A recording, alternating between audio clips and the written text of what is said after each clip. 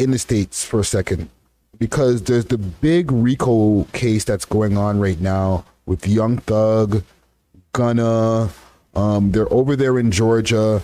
It's a Georgia state RICO that's going on with them. So it's not a federal RICO. Mm-hmm. Now in this, they have 185 charges on them, including racketeering, there's murder, there's, they raided Young Thug's place.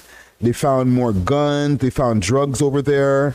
They're saying that Young Thug is the kingpin of the criminal enterprise Young Stoner Life, YSL. Okay? Okay. Including, and they're saying that these guys have been terrorizing the Atlanta area from 2012 to now, or maybe even 2015, I'm not exactly sure, but from that long to now. And they've been collecting all this information, including some of the lyrics that they've said from Young Thug's songs. They're not using the lyrics against him, but they're using it to prove that he is the kingpin of the YSL organization. That's nonsense. It's nonsense. Now, he's been denied bail, him and Gunna. Yep. And they're trying to get life from him. Do you think they're going to get life from Young Thug based on what I've told you right now? And they've arrested at least 28 members of the team as well. I'd have to know his connection to the actual murders, and his actual connection to the racketeering. Now, I think they've obviously charged him because he's a big name. Yes. Right? Now, coming up from where he is, I'm sure he knows and is associated, and he could potentially be involved in some way. Mm-hmm. But with a recording career, how much time do you have to be involved in these things? I think they're probably using his name to just bring everything down. I can't speculate on if he's going to get life or not, but what I can speak about is the usage of rap lyrics in criminal prosecutions. Mm-hmm. And it is entirely wrong. It should not be admissible at all, because rap is art, right? And rappers say things that aren't true to promote their persona, right? They may touch on subjects that happen around them, but because it's art, you can't hold them accountable. It's not an affidavit, right? It's not a sworn testimony. Do we charge Rob Zombie for horrors and deaths when he makes horror movies? No. Right? There are people making movies of killing people, stabbing, cutting them open, shooting them. That's art. We don't presume that they are killers because they've made a movie that depicts killing. Yeah. So if you write a song that unfortunately depicts violence in a negative way, that doesn't mean you've committed that violence. Mm-hmm. It means you're telling a story. You're articulating, you're painting a picture. So there has to be more scrutiny over using rap lyrics as evidence at trials. Mm-hmm. Get rid of that. That should be tossed out.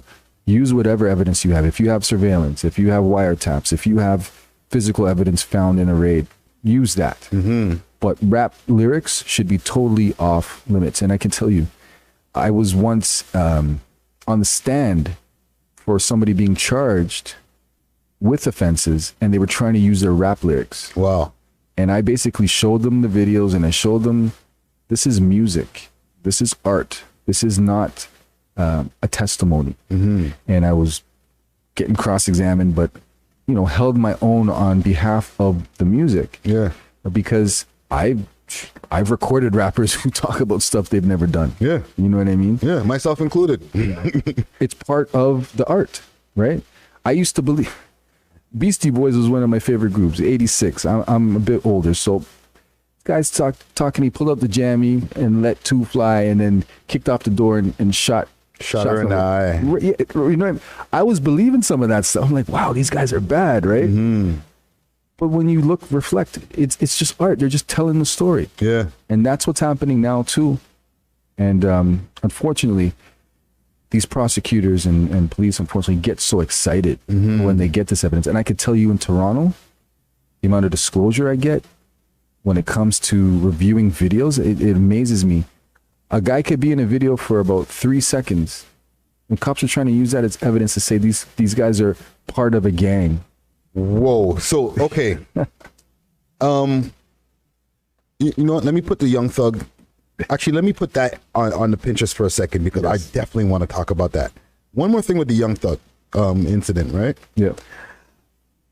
They denied him bail. They said he was a flight risk. Him and Gunna. They denied both of them bail. They said they were a flight risk. And their next hearing is in January. What? Yeah. So their whole summer lock off. No, that's, first of all, they can seize their passport. They ain't going nowhere, right? They have businesses. They're notable. They're earning incomes. They have jobs. Like, they can be on bail. They're supposed to be presumed innocent until proven guilty. Yeah. They should have that opportunity to continue with what they're doing until the trial comes to an end. To deny two people of that level, high profile bail, with the resources they have the money to put up. They have for the sure. resources. So to me, that's like, it's sending a different message. It's sending a message that we're coming for you. And it's pretty much the case is already shut and done. In their mind, the prosecutor's mind, in the state. In their mind, but I just don't understand how a judge wouldn't release them on a bond when they probably have a lot of resources to post bond. Yeah. It would have to either be overwhelming evidence against them to deny them, or just straight bias and racism when they're denied.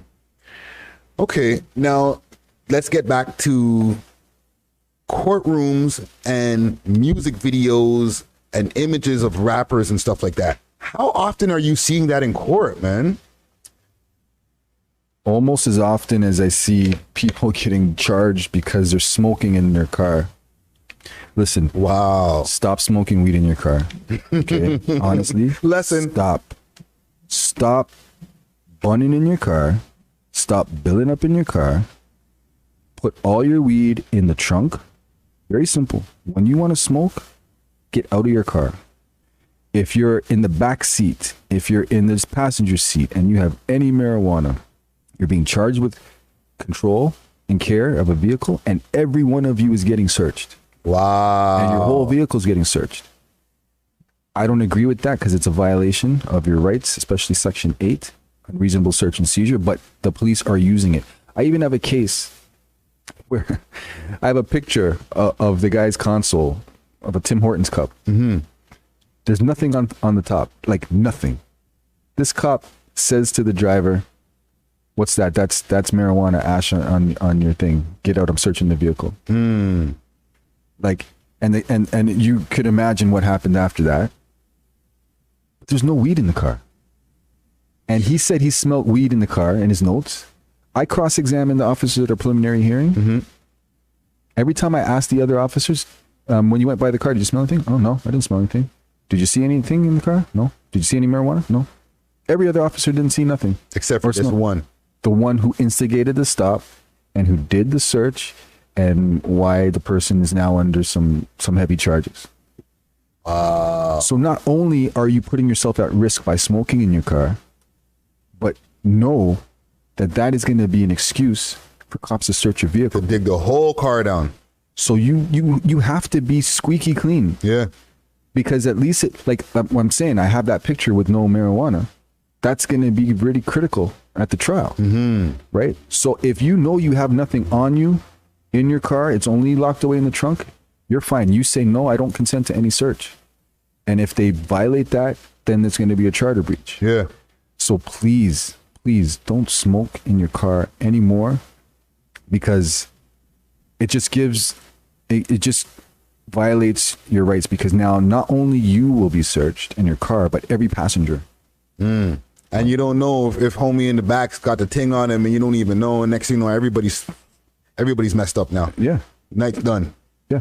That's it. But you were asking me a question before that, and I went into that because I really just want to send that message out, because I want to prevent harm. Right. And that's your free legal advice. Don't smoke weed in your car. Yeah. Yeah.